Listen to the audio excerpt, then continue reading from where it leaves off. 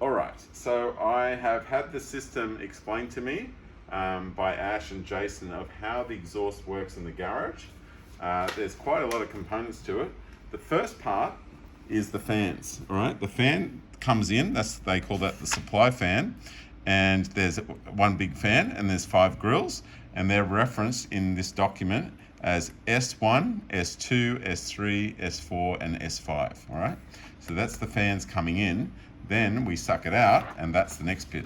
And that's the fans out. They call that the exhaust fan.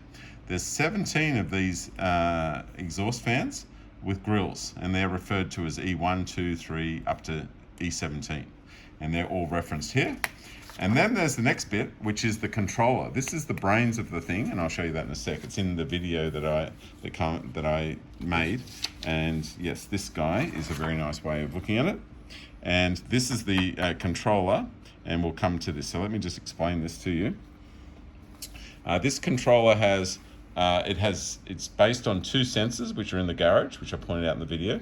Then there's the mechanical switchboard, which is the orange machine. And then there's the VSD, okay? And that's the variable speed drive, and that's the white thing.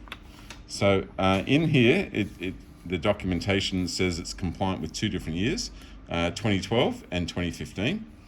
There is also, on that fire panel, there is an override module, and that override module I'll come to in a second. That's not enabled yet, but it exists there, and the fire engineers that look after the building can tell us to add that if they want to.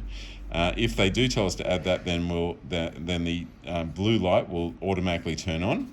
That blue light is here. That would turn that blue light on automatically in a fire. And then there's a fire trip relay, then it becomes energized. And the way that you understand whether it's energized or de-energized is you have a look at here. That's represented the blue light and how these things work, all right?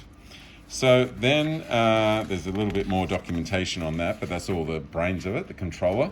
You can see that in the video I make, and how this is triggered by the CO2, the CO sensor.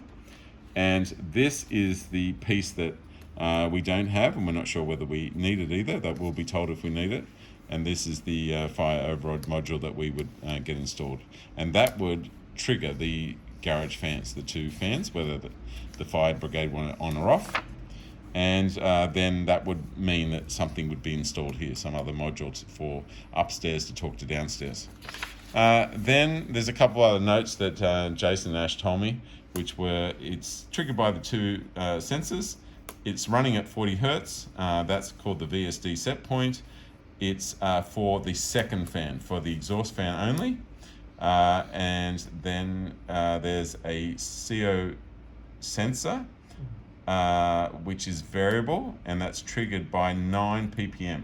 ppm is parts per million, so that's very low amount of CO2 from the cars in there.